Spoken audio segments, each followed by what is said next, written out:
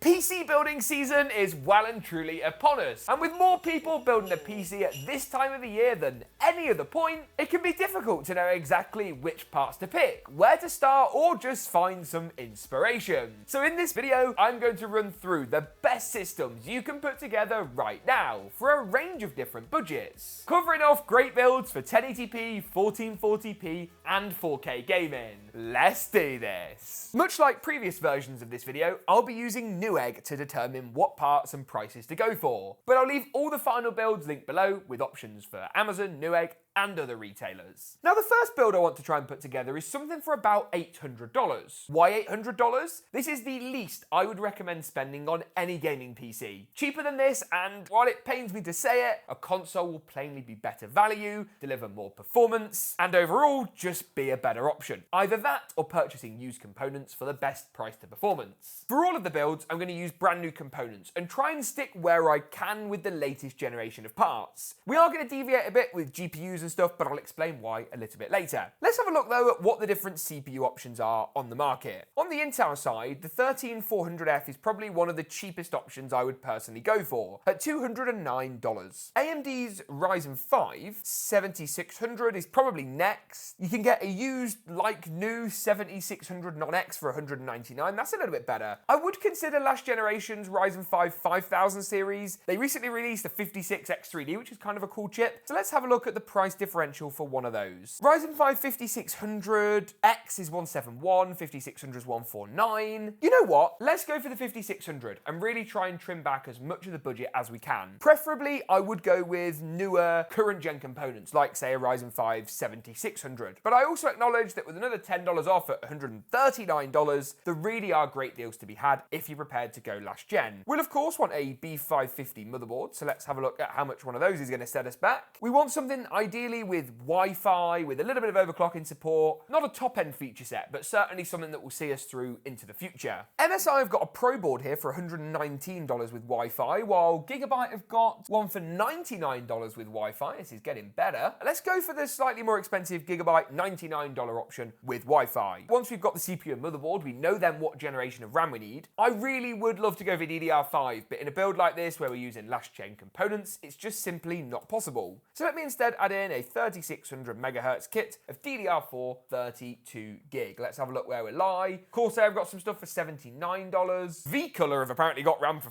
$40. Never heard of them in my life. G.SKILL TridentZ, 216 gig DIMMs, 3600. Let's add that right into the basket. Great reviews, good looking kit of memory. You can go cheaper if you want to avoid aesthetics and RGB. When I get to this point in the build and I'm kind of trying to flesh out the rest of my components, I tend to add in all the parts I know that are definitely easy to pick. The SSD would be the next one. I want to get a 1TB Gen 4 NVMe for this system. Not only because Gen 4 drives are now so cheap that Gen 3 drives make no sense, but because I know that a terabyte of storage is about where we want to sit for a 1TB build. $59 for this SABRENT Rocket drive. WD have got some options, but that SABRENT drive to me looks probably like the best shout. Always go into the actual drive itself, check the speeds. This particular drive's got speeds of 5,000 on the read and 4,400 on the write. While not the world's fastest Gen 4 drive, for a budget build you can't complain, and for $59 it certainly isn't bad. I'm also going to add in the case at this point. I think something from Montech is going to make a lot of sense at this budget. They have a name for making awesome, great value cases. This Air 100 comes with RGB fans and at just $79. We've used it and been impressed. You can also get the Montech X3 Mesh for just $59, which is probably slightly more compelling in black or white. I'm going to go for the black version. Let's add that in. As I say, Montech have had some great experiences with some of their cases, and let's see where we're at. $444. CPU, motherboard, RAM, SSD and case are all now in, leaving just a graphics card and a power supply. Now I think for this build 650 watts is probably going to be fine. We can revisit it later if it turns out not to be enough, but obviously for now it allows us to see how much money that's going to set us back. Corsair have got one for $80, that's pretty good. MSI 90, you want something with an 80 plus certification basically. There are often cheaper options on the market, but power supplies are one of those things right now now that just haven't come down in price, at least not like SSDs. With that in mind then, Corsair CX650M looks to be probably a good bet, and at $80 we aren't going to get much cheaper than that. 524 got the cooler and the graphics card left to go. Currently about $300 or so left in the budget. Now one thing I was really keen on with this build is squeezing in a 6750 XT. It might not necessarily be possible, but I'd like to try. And that's because buying a GPU in a build like this right now is kind of difficult. The RX 7600 is good, but it's a bit VRAM constrained. The new 7700 XT is obviously way out of the budget, and Nvidia's 4060 and 4060 Ti are both frankly a bit of a rip-off. It looks to me like for $349 after a rebate we can get an MSI card. That's probably the best option right now, $349, so let's add that to the basket and see where it puts us. I'm going to guess it's going to put us nearly over budget really for the build. Motherboard's good, GPU's good, power supply, CPU, RAM, case, SSD. And this just shows to me actually the minimum I'd recommend you spend right now on a build. Now if we want to get it under $800 we can certainly do so. Probably by adding in, and I'm probably going to get a little bit of hate for this in the comments, a Radeon 7600, purely because you can find these now for $254 after the rebate. Whoa, no, Newegg, what are you doing to me, man? Oh, I'm in the combo zone. I don't want that. Here we go. So $254 after the rebate. Think that's as cheap as it's going to go. That's going to bring us back into budget. Still deliver strong 1080p performance, but certainly not future-proof for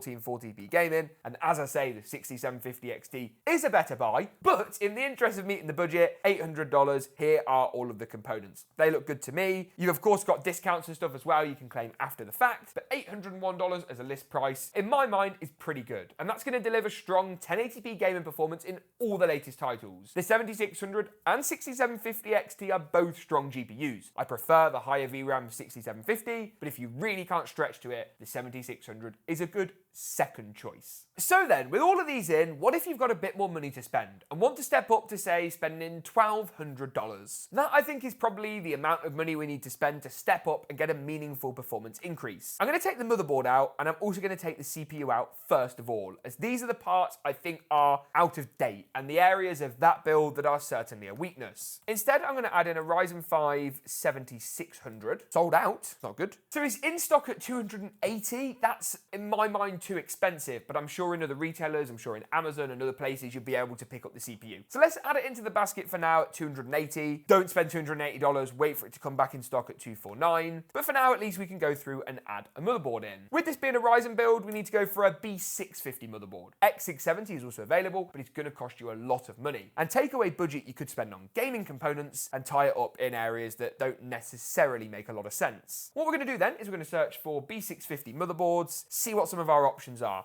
Again, I want it to have Wi-Fi. There's no point buying a board without Wi-Fi, in my opinion. ASRock have got some pretty budget stuff here. Their B650M Pro RS is basically as cheap as you want to go. But honestly, it's going to do the job for this build. Power delivery will be fine. You've got your room for your Gen 4 NVMe drives, Gen 4 PCIe, Wi-Fi. It ticks a lot of boxes, and while it's certainly not perfect, if we spend another $50, that's going to eat up $100 more in this build than the last build on the motherboard, and no one wants that. We need that money for the crucial gaming performance. 32 gigs DDR5, complete no-brainer when it comes to a system like this one. We want to make sure the cast latency isn't too high, so let's take a look at this kit here. 6400 megahertz, cast latency 32. So this is perfect. G.SKILL Trident Z5, straight in the basket. The crucial difference between this kit and the last kit is that this is DDR5, the last kit was DDR4. I think the M.2 drive can stay, the power supply can probably stay for now in case we put a beefy GPU in. The case is an area I think where maybe we can do a little bit better, so let's remove the case. When you're stepping up in builds like this, you don't want to just change all the parts all at once. It's much like building your own config and speccing it up as you go. Take a part out and see if there are better choices you could add instead. We want something that's going to do the job nicely, isn't going to cost too much money. I think in the region of about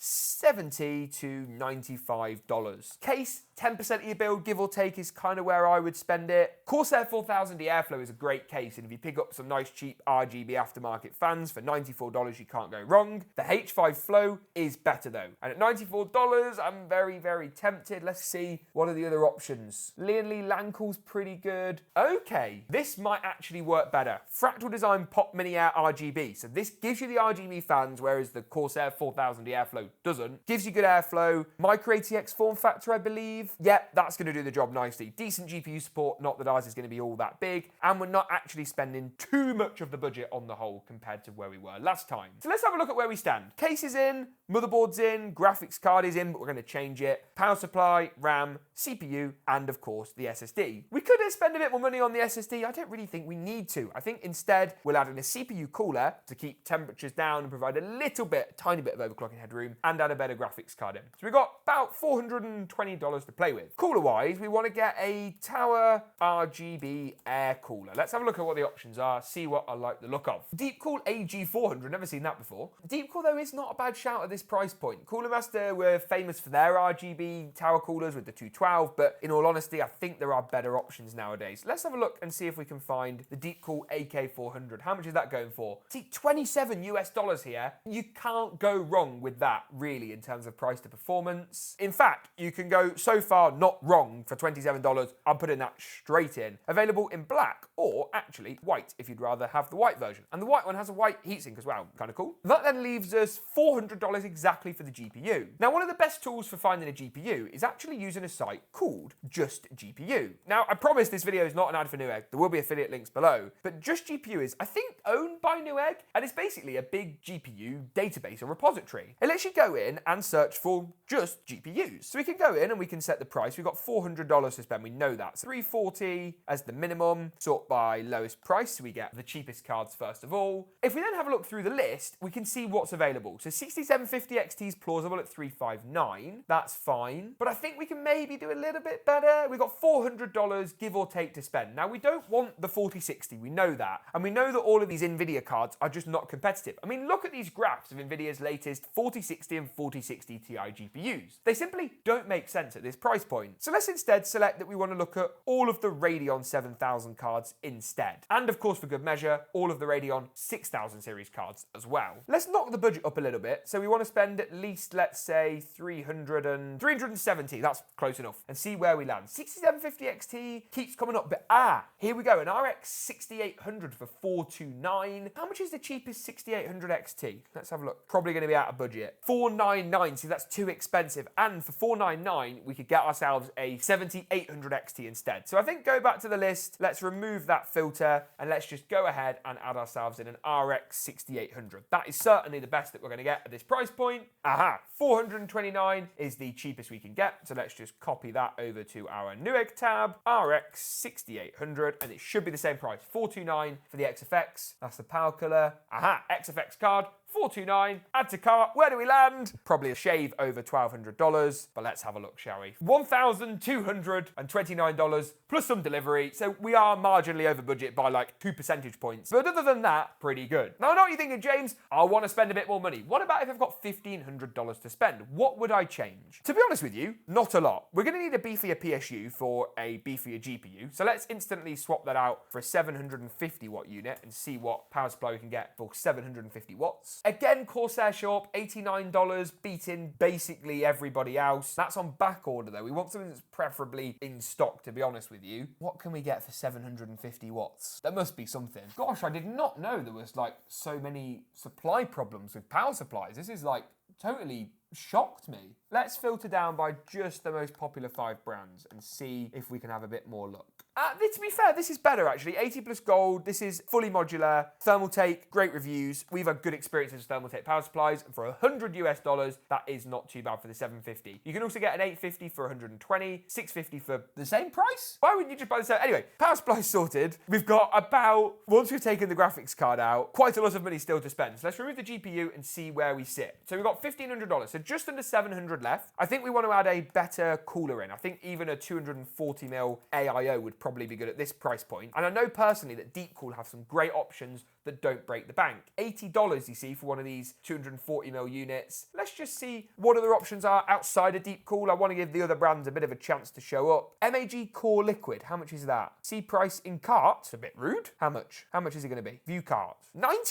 I don't think so, no way. What's that all about, MSI? This holding the price price back's not going to work for me. Let's see what we can get instead. DeepCool 88, MSI Mag Series cooler for $79. That's actually not too bad. $79 without the RGB, $88 with the RGB. I'm just going to add the DeepCool one in. Personally, I think it's probably a slightly better unit as well. So where does that leave us? That leaves us with about $600 or so to spend. For $600, let me wrap my brains as to what you can get. On the Nvidia side, you can get a 4070, but that doesn't make any sense because you might as well get an RX 7800 XT for $499, which is $100 cheaper. AMD side, you can get the 7800 XT or the 7700 XT. Further up the lineup, the 7900 XT is out of budget, so I think that probably leaves us with the 7800 XT, a card that is definitely the better buy of it and the new 7700 XT and provides great performance at both 1440p and 4K. This ASRock card is pretty nice, but I admittedly don't have a whole load of experience with that ASRock card. You can also get the AMD own design cooler, the Sapphire version, which I think is pretty nice for $499 US. Power Color Red Devils 500, XFX 520. Sapphire Nitro we have tried and it's good, but at $650 it's very, very expensive. Let's add the Sapphire Pulse card in because I've definitely had good experience with this. You can find our Sapphire Pulse review in the cards now. That's also on back order. Oh my goodness me. So is the ASRock card.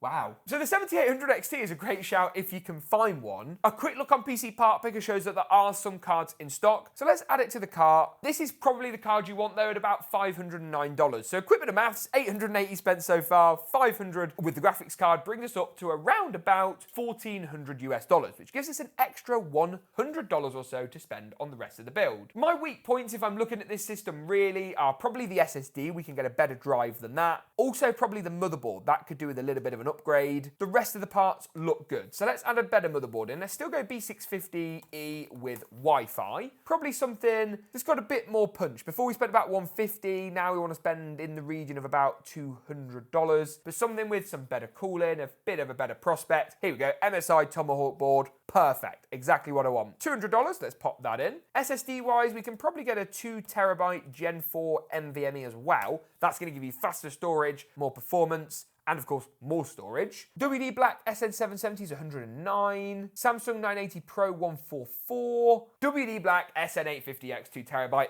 That was the drive I think I was looking for. The 980 Pro is good, but it's not that good. You'd probably better get the 990 Pro, which is actually cheaper than the 980 Pro for goodness knows what reason. $119. That's on back order too? Is everyone buying computer parts right now? What's going on? Let's try the SSD 990 Pro. That is in stock. It's costing us a bit more money. Newegg, you're rinsing me here. You're killing me dry. But there is one more problem, I believe, with this build, and that is that our case is micro ATX and the motherboard is full-size ATX. So we need to get ourselves an ATX RGB PC case. I think I might add in the NZXT H5 Flow that we saw earlier. Personally, loved that case. Never, ever done me wrong. But the Lian Li Lancool 216 is also really, really good. So let's just see what comes up. And in fact, Lancool 2 Mesh available in black as well, which would work better for this build at $106. Let's add that in. That brings us up to roughly $1,042 plus 500 of the GPU. There is the $1,500 build. But there is one more system left to go. James, I want to build a great PC for 4K gaming. I want to spend $2,000. What would you suggest? And if you want to spend more, check out my recent $3,000 build in the cards section now for a little bit more power. Now, the first thing that I would change in this instance is obviously the graphics card, because whenever you spend more money on a build, you need to upgrade the GPU. But I'd also recommend spending a little bit more money on a better CPU and probably a beefed up cooler. So let's take the 7600X out. Let's take the 240mm AIO out. Let's take the SSD's fine. Power supply's fine for now. Motherboard's okay. We might change that later. Graphics card wise, 7900 XT is basically the only option that makes sense here. 7800 XT is too cheap. We can do better. Nvidia side of the equation, 4080 is over $1,000. 4070 Ti is worse and more money. Let's add a 7900 XT in. It's ASRock one 849. There's even one here for 799. XFX for 789. That's below MSRP. I like this ASRock card. Bosh the ASRock card in, have a look at the cart and see where we're landing. So we're up to $1,400 US, 7800X3D. Have we got the budget for one of those? $399. I think we might just be able to make that work, maybe. We might go slightly over. Let's have a look where we're at. $1,800 US. So we've got the motherboard, we've got the CPU, we've got the graphics card, power supply, SSD, case, RAM. I think all we're missing is a cooler. So let's have a look. 360mm all-in-one is probably what we're after for the best performance.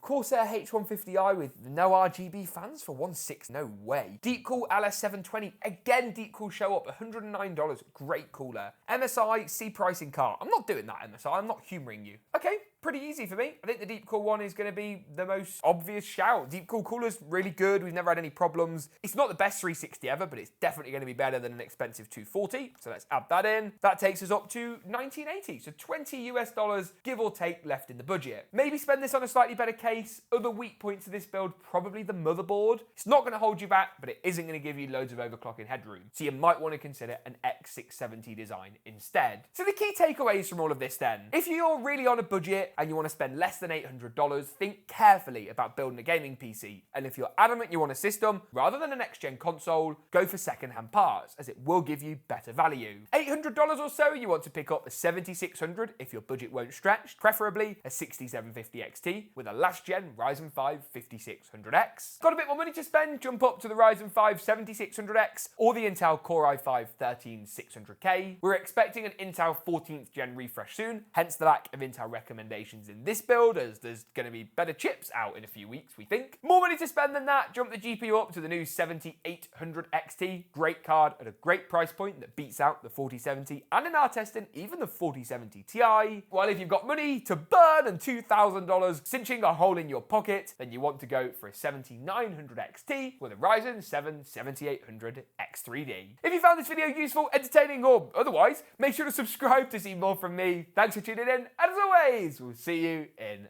the next one.